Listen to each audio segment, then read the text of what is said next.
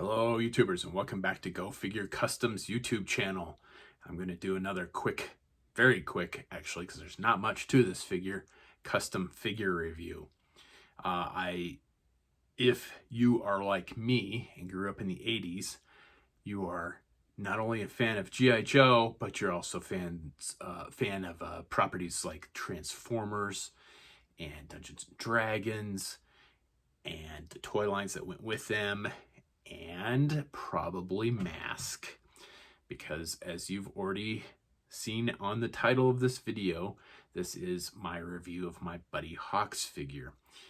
He came with a couple different vehicles, I think. I'm not the biggest M.A.S.K fan. I had a couple of toys when I was a kid. I loved the cartoon as a kid. I had the Marvel comic book, the 4-issue miniseries, and I absolutely love the premise. Just love the premise of M.A.S.K about how it's the vehicles, the vehicles in disguise thing. I love the premise. So I've done a couple M.A.S.K customs.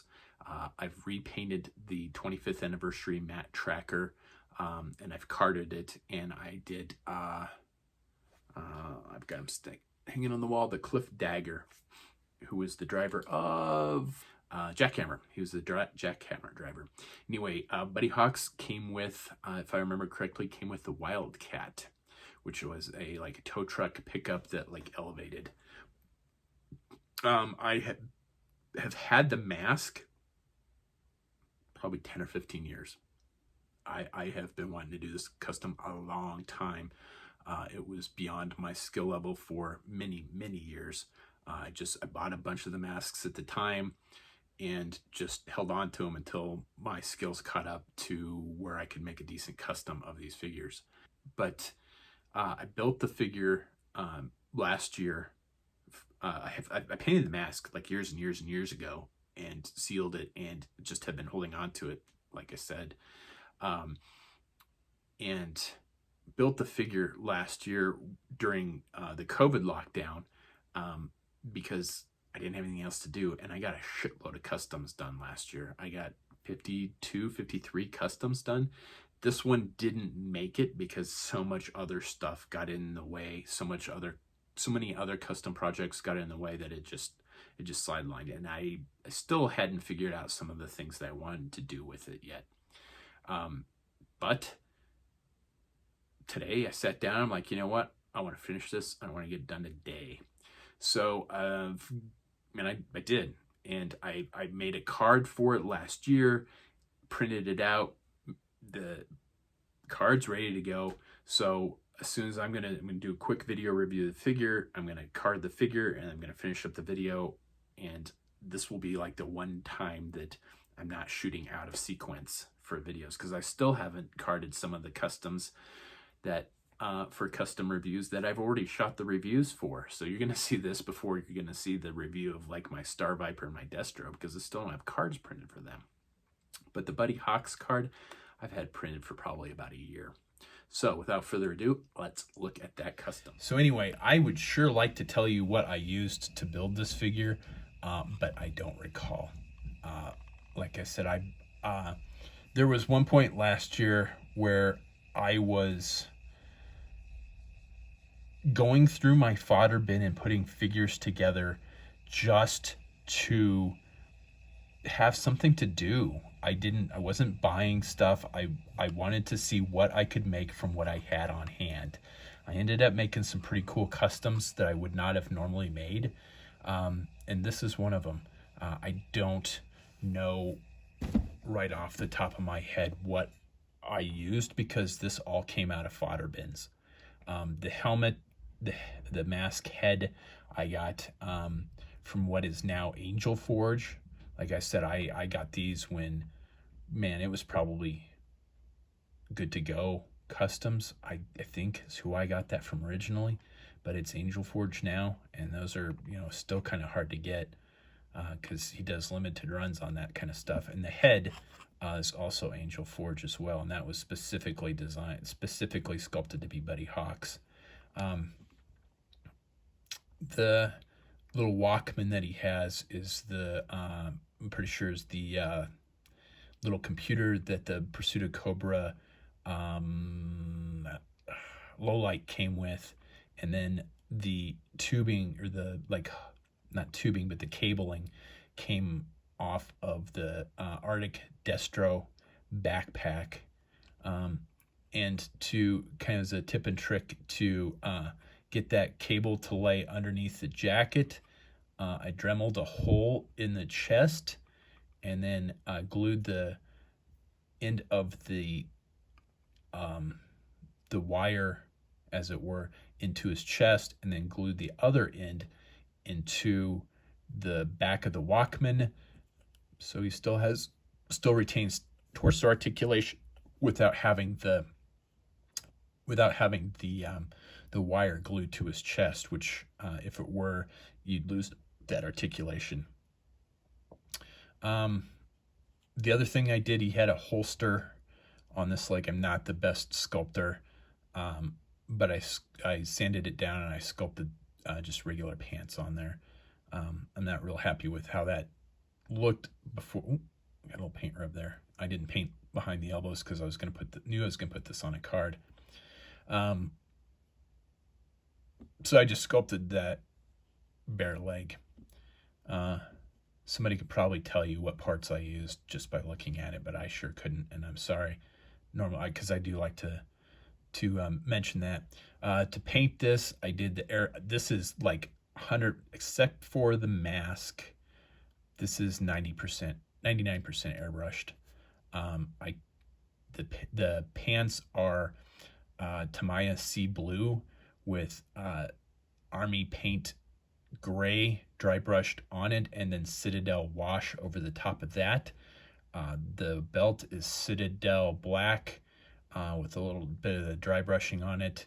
The green is a Citadel green, Citadel with a green wash, and then dry brushed again with the original green over it to knock down the wash a little bit. And then the purple is I got in a set off of Amazon. I want to say it's the Scale 75 paints, but I kind of think it's not. But it's a brand that I got off of Amazon that comes in a set of like 5 or 6 paints. And I think I bought that set of paints to do my female Techno Viper.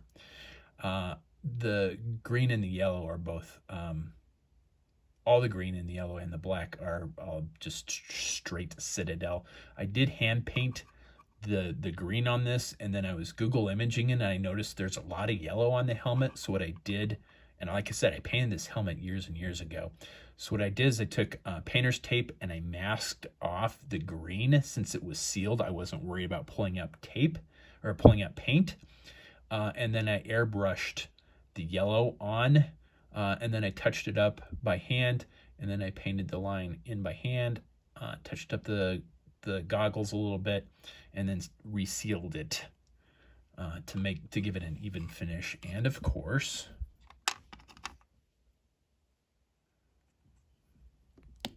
heads are interchangeable. And then, he can hold his hand or hold his helmet. So there you go. I mean, it's not too fancy. I did a little